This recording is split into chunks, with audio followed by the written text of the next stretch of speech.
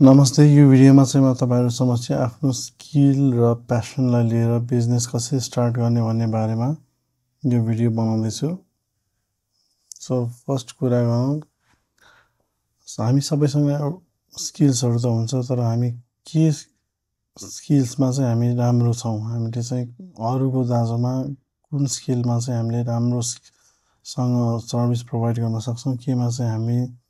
Excellent छौं भन्ने कुरा फर्स्टमा आइडेन्टिफाई गर्नुपर्ने हुन्छ। त्यसपछि त्यो स्किल त हामीसँग छ, तर हामीलाई त्यो स्किलमा त्यो जुन आफ्नो स्किल छ त्यो स्किल युज गरेर जुन काम हामीले गर्नुपर्ने हुन्छ त्यसमा चाहिँ काम गर्दा साच्चै भित्री मनबाट त्यो काम गर्न मन छ कि छैन। कसैलाई हुन सक्छ कि त्यो स्किल त हुन्छ तर हबीको रूपमा मात्र युज गर्न मन लागिरहेको हुन्छ। एक्चुअली एउटा बिजनेस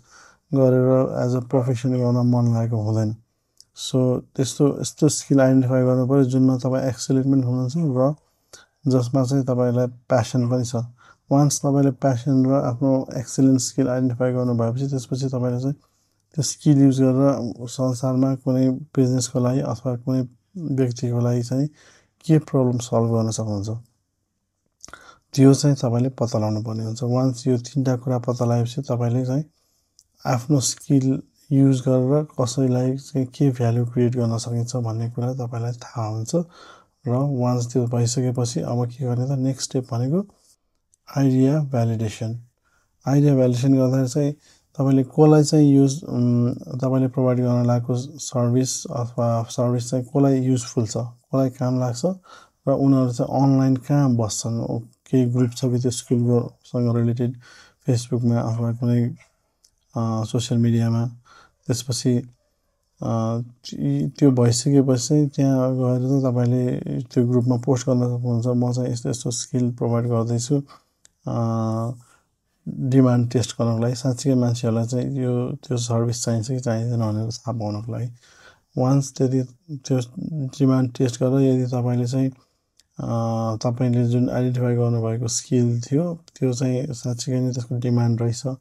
भन्ने तपाईलाई थाहा भइसकेपछि अब तपाई नेक्स्ट स्टेजमा जान सक्नुहुन्छ। नेक्स्ट स्टेजमा तपाईले के गर्नुहुन्छ त आफ्नो अफरिङ जुन छ त्यो चाहिँ डिफाइन गर्नुहुन्छ।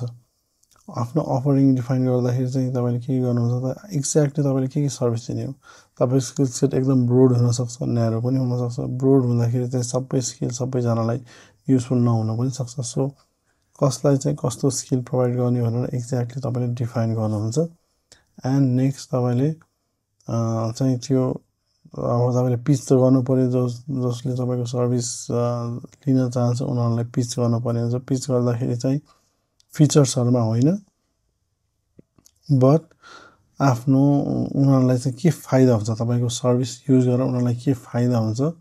फाइदामा चाहिँ फोकस गरेर कुरा गर्नुहोस्। र नेक्स्ट भनेको तपाईले चाहिँ प्राइसिङमा कति चार्ज गर्ने आफ्नो सर्भिस बापत, अरूलाई कति चार्ज गर्ने, तपाई प्राइसमा कम्पिटिसन गर्नु हुँदैछ कि क्वालिटीमा कम्पिटिसन गर्नु हुँदैछ कि केमा कम्पिटिसन गर्नु हुँदैछ, त्यो अनुसारले तपाईको प्राइसिङ स्ट्र्याटेजी मिलाउनुहोस्। नेक्स्ट भनेको तपाईको ब्रान्डको फाउन्डेसन। तपाईको पर्सनल नाम नै तपाईको ब्रान्ड हुनुपर्छ भन्ने छैन। धेरै आर्टिस्टहरुको केसमा त्यस्तो हुन्छ, तर तपाईले आफ्नो ब्रान्डलाई छुट्टै आफूभन्दा भिन्दै बनाउन सक्नुहुन्छ। आफूभन्दा भिन्दै एउटा कम्पनीको ब्रान्ड बनाउनु भयो भने त्यसको फाइदा के हो त भन्दाखेरि पछि बिजनेस ठुलो भइसकेपछि तपाईले स्टाफहरु थ्रु काम गराउँदाखेरि पनि तपाईको आफ्नो नाम त्यो बिजनेससँग जोडिएको हुँदैन। सो त्यो ब्रान्डले जुन एउटा क्वालिटीको सर्भिस प्रोवाइड गरिरहेछ तपाईले कुनै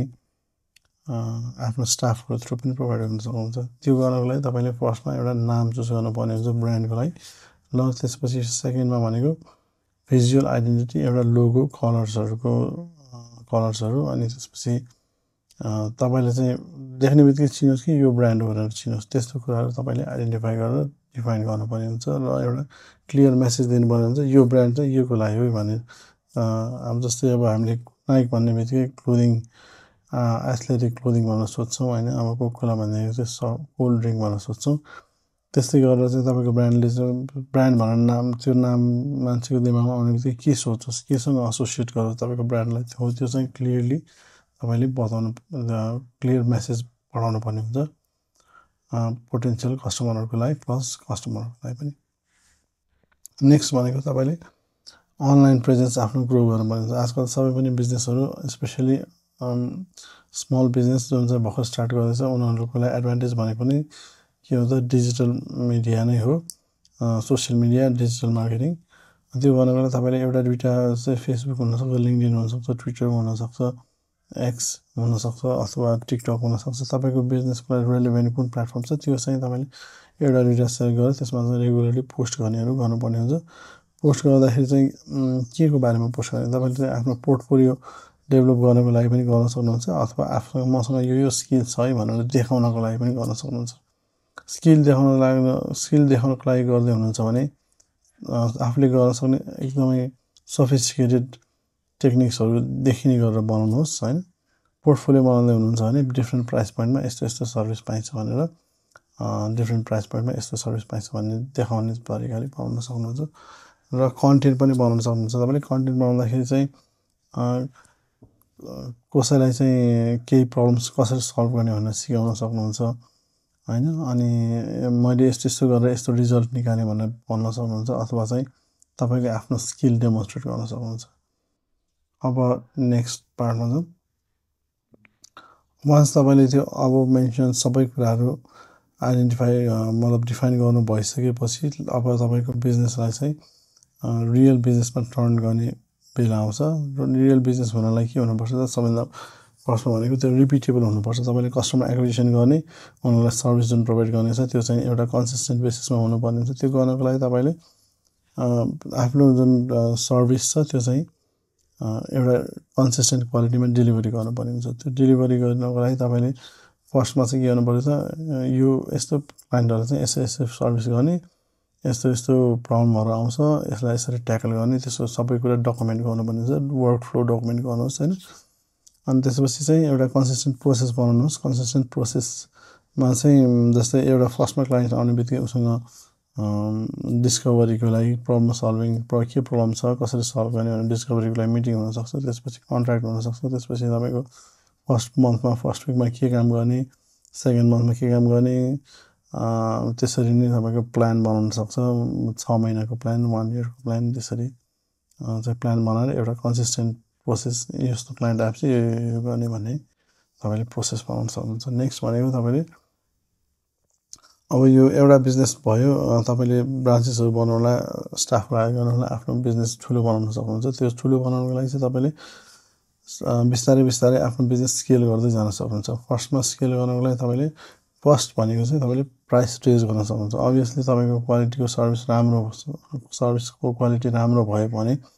तपाईको डिमान्ड बढ्दै जान्छ एन्ड तपाईले सबैलाई प्रोवाइड त्यति नै सर्भिसहरु सबैजनालाई प्रोवाइड गर्न सक्नुहुन्छ किनभने तपाईको टाइम लिमिटेड त्यसो हुनाले तपाईले चाहिँ हायर प्राइसेसहरु चार्ज गर्न सक्नुहुन्छ obviously सप्लाई एन्ड डिमान्डको कुरा हो सप्लाई हाई भएपछि